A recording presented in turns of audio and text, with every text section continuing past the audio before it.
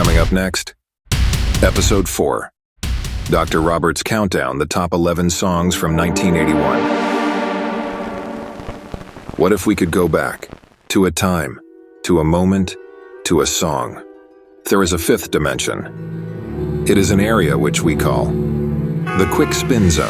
I don't know how to put this,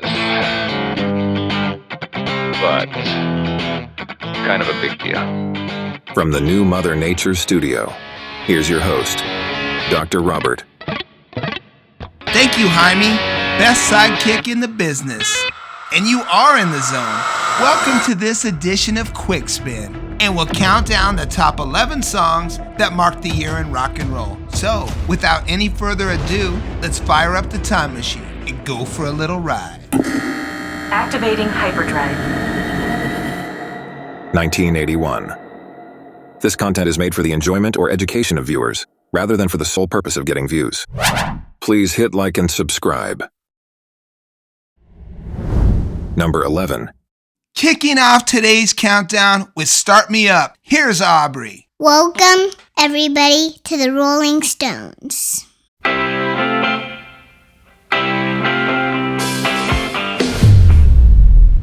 What a year it was, and the Stones were back on top with the August release of their 16th studio album, Tattoo You, composed of mostly outtakes from the 70s. Rescued from obscurity, the song's revival has been called a fluke by guitarist Keith Richards. A fluke? Originally recorded in Paris, 1977, at the same time they recorded Miss You from Some Girls. At this particular time, the song developed the working title of Never Stop through Jagger's improvised mumblings. You're hammered.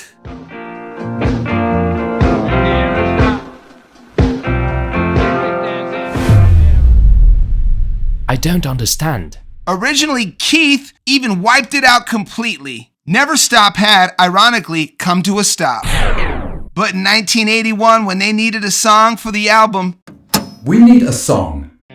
They went back to the second take and reworked it for the album. Start Me Up. Start Me Up went number 1 and is still a rock anthem played in arenas throughout the world prior to every basketball tip-off. What's your favorite Rolling Stones song? Drop a comment, like and subscribe. Number 10. Here is Jefferson Starship. Jefferson Starship. You know who I'm talking about. Find Your Way Back. Find your way back. From the city by the bay. And the 1981 album Modern Times. The song represents the zenith of the heavier rock period, Jefferson Starship and the subsequent pop-focused Starship. What? Though it's been a long, long road, they were a known commodity thanks to Paul Kantner and the return of Grace Slick. But the question remained how new frontman Mickey Thomas would cope with this edgier sound. Remember, Mickey joined Jefferson Starship after rising to fame as the frontman and lead singer for the Elvin Bishop one-hit wonder Fooled Around and Fell in Love. The tears left me cold as a stone. But then I fooled around and fell in love. Mickey said, I didn't know if it would work. Well, guess what? It did. Find your way back.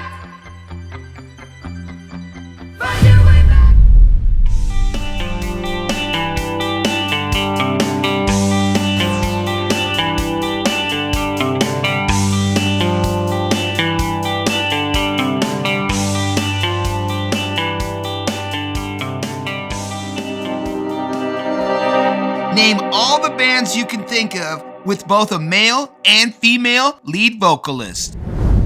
Number 9. From Ghost in the Machine, here are the Police. Spirits in the Material World.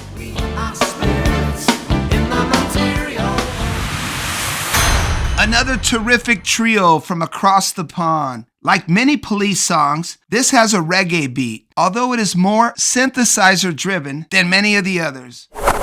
The word material has a double meaning here. In one sense, it indicates the physical world as opposed to the spiritual realm. And I'm big on spiritualness. It could also mean materialism, where a high value is placed on money and things at the expense of enlightenment. What?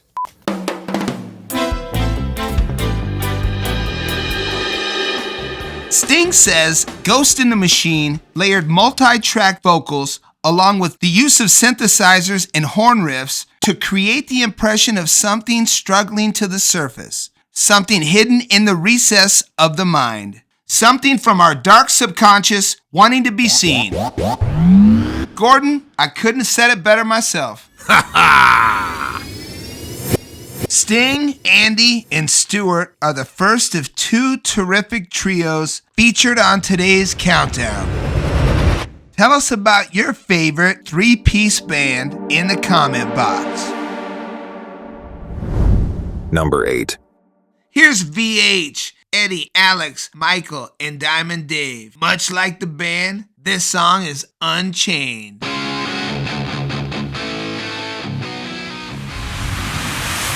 It's not all that sure what's going on in this song, but it sure does rock. Blue-eyed murder in a size 5 dress. One of the greatest off-the-cuff early Van Halen lyrics. In the middle of the song, Diamond Dave makes fun of an executive that walked into the studio while they were recording it. Hey man, that suit is you.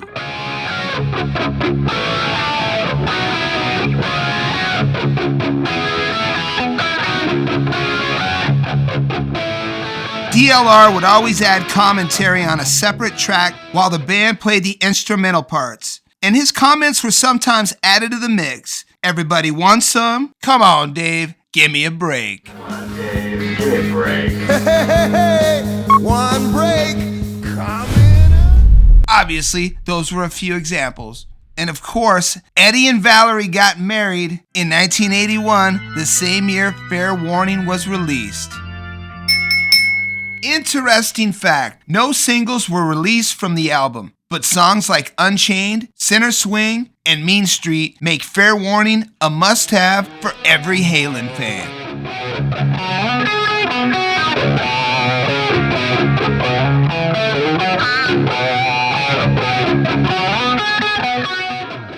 The Van Halen brothers moved to the U.S., Southern California in the early 60s. From what country? Quick spins, quick clip. Working for the Weekend, Loverboy.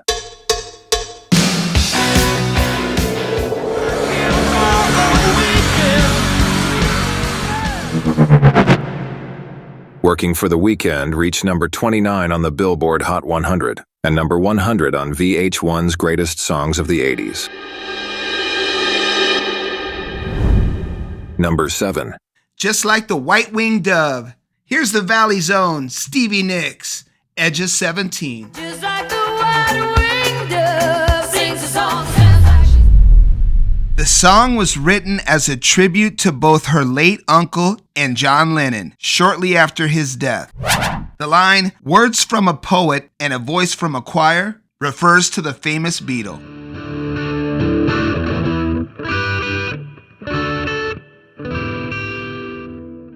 Stevie tells us about the time she met Tom Petty's wife, Jane, and asked how the two met. She was the age of 17. Stevie thought she said edge of 17 with Jane's strong southern accent. Nicks knew right then she had her song title.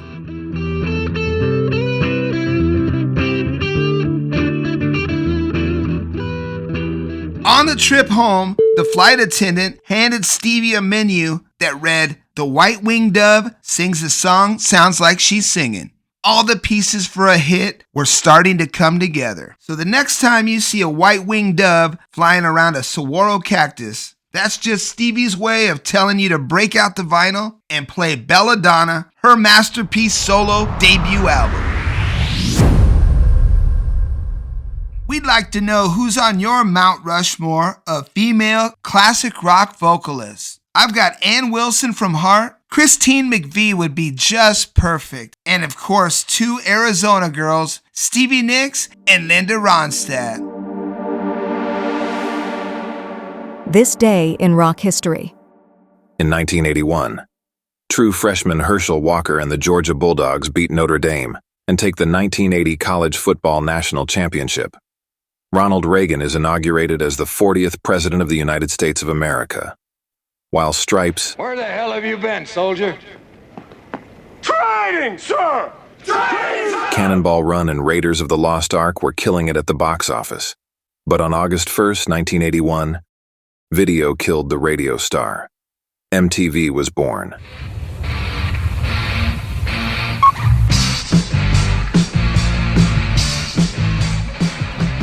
The first hour of music television began with the Buggles. The video was followed by a short message about the combination of music and television, and then You Better Run by Pat Benatar. MTV featured Styx, Iron Maiden, The Pretenders, and this song. From them Wild-Eyed Southern Boys, 38 Special. Checking in at number 6 with Hold On Loosely.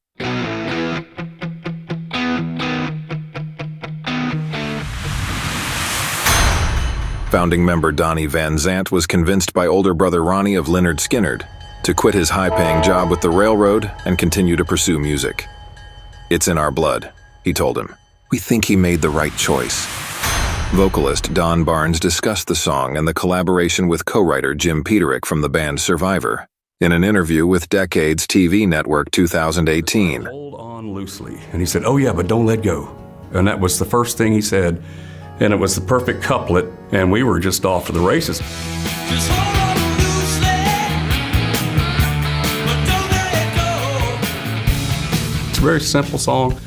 The chorus is the same chords as the verse, and it was just really linear. You know, that's an anthemic song. It's been, we save it to the very end, like the cherry on top, and everybody goes wild.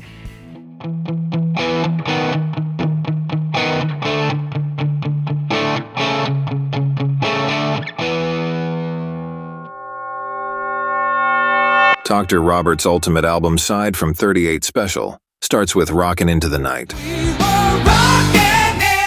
Fantasy Girl. Like No Other Night. And of course, Hold On Loosely. Who was the only artist to be featured twice on that first hour on MTV?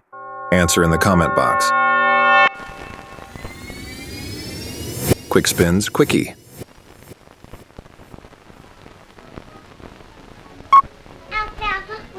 Before we have lunch. Sure, darling. Say, Romeo, what about your promise to the He-Man and Woman Haters Club? I'm sorry, Spanky. I have to live my own life. Tough Guys. REO Speedwagon.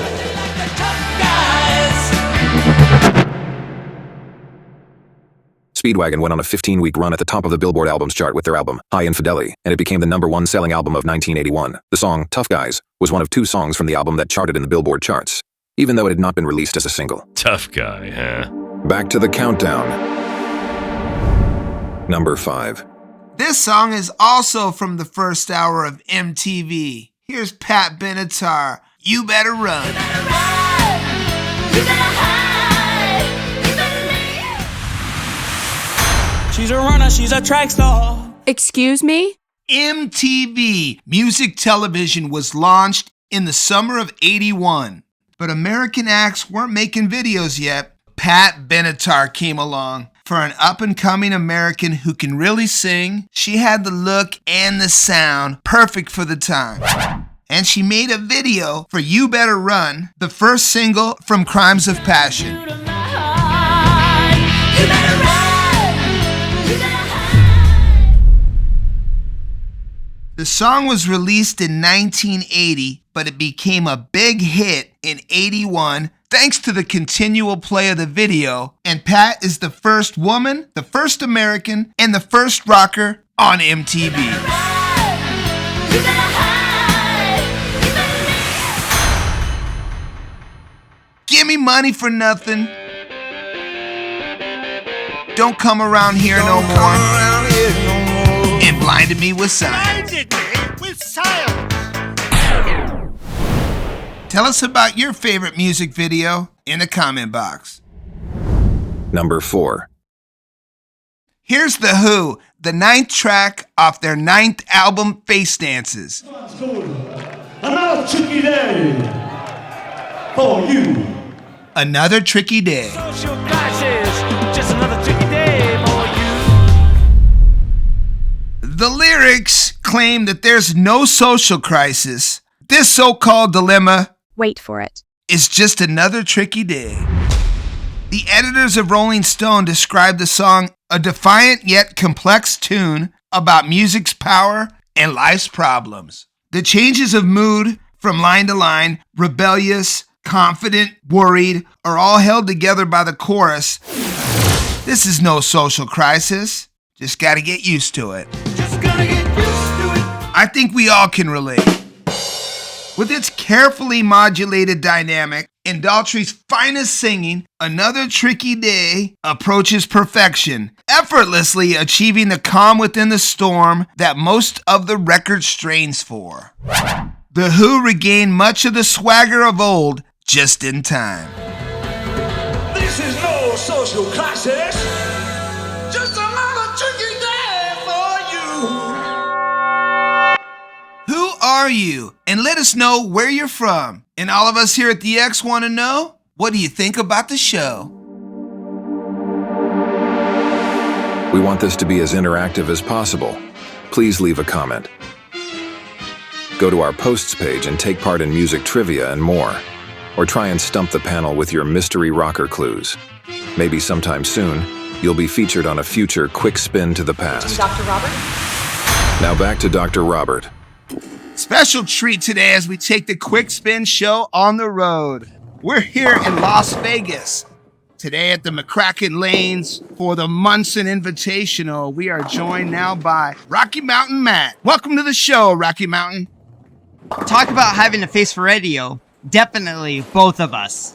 We ain't getting any younger, Rocky Mountain. What are the clues for the mystery rocker? Every camera eye has put today's mystery rocker directly in the limelight this year. The new album even mentions the band's hometown airport code.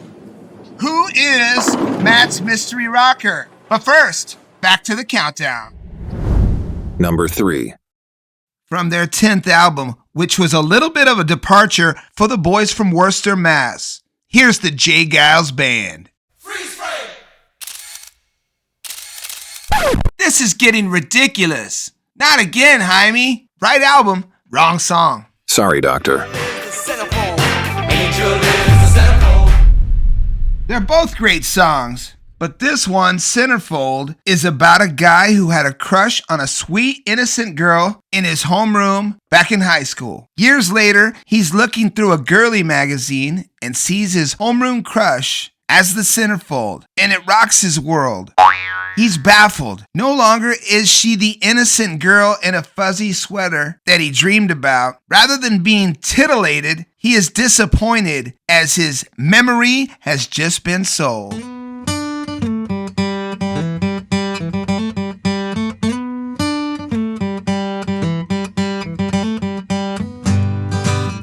They signed with Atlantic Records in 1970 and made a name for themselves as a great live act with a blues-based sound. Centerfold was a musical departure for the band.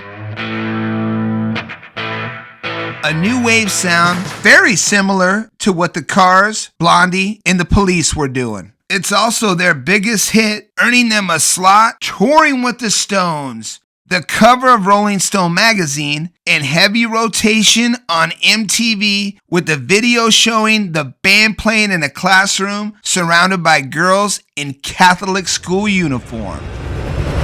Dr. Robert's ultimate album side from the Geils Band starts with Must Have Got Lost. Come Back. Freeze Frame.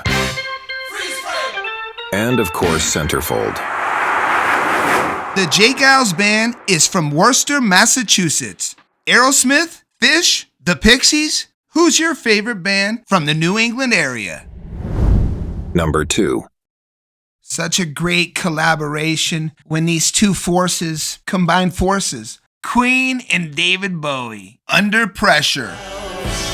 Under pressure.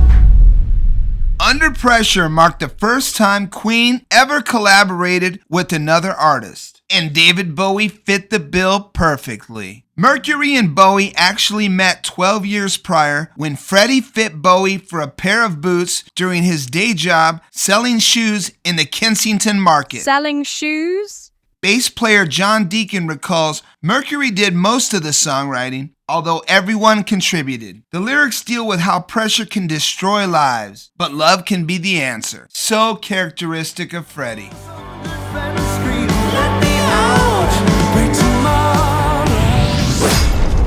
Deacon came up with the iconic two-note bass riff, but forgot it when the band went and got pizza. Hot pizza! Luckily, drummer Roger Taylor remembered how the bass line went when they got back.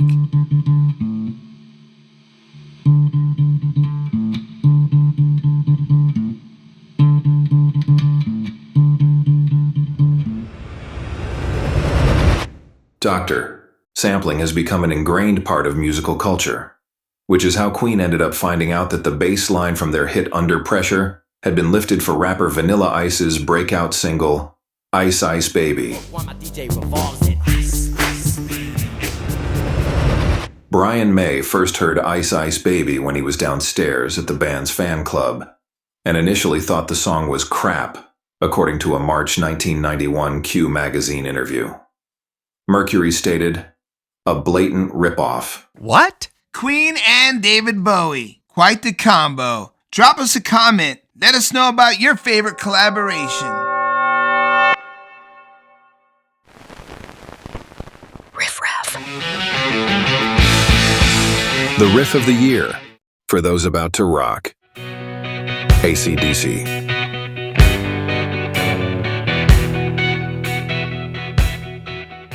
Jaime's hot track. Tainted love.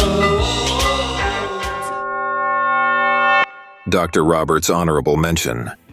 Broken up for good just an hour before. Messed up man. Could be a winner boy. I just wanna keep on loving you. Ain't nothing. Got too much time on my hands. Betty Davis, all the time I see you. Coming in the air tonight. I urge you, my love can be. Now back to Dr. Robert. Rush is the answer to today's mystery rocker, the terrific trio from north of the border. Good day, eh? And here's the #1 song of 1981 from Moving Pictures, a modern-day warrior, Tom Sawyer.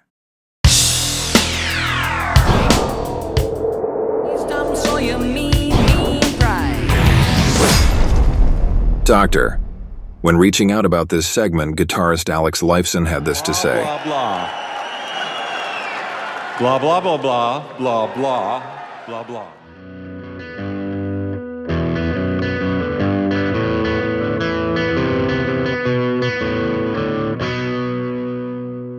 Nice. The lyrics to the song portray a modern-day rebel, a free spirit who takes on the world wide-eyed with intent.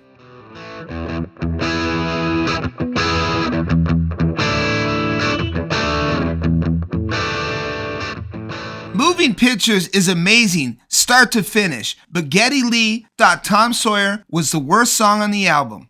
To his pleasant surprise, it all came together, which led Geddy to tell us, sometimes you don't have the objectivity to know when you're doing your best work. Let's just say Tom Sawyer was, is, and always will be on the short list of the greatest tunes of all time. Who's your favorite drummer? Neil Peart, Ginger Baker, Bonzo, Karen Carpenter? Drop a comment, like and subscribe. If you feel we left off any songs, please comment. Thank you so much for joining us, and I can't wait to see you on a future quick spin to the past. Until then, music is a doctor. I just play one on the X.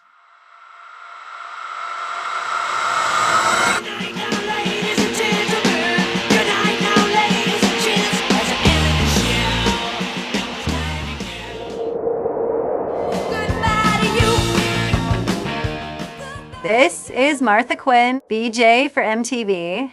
When I'm not introducing music videos, I tune in to Dr. Robert. I want my Dr. Robert. If you'd like to make a call, please hang up and try again. Wait.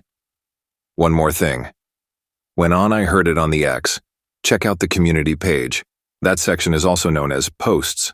It has music-related polls that you can vote and voice your opinion.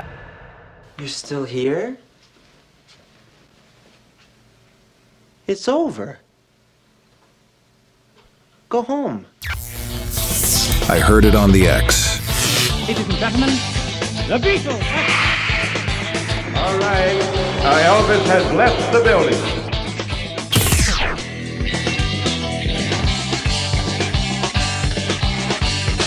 Thanks for watching.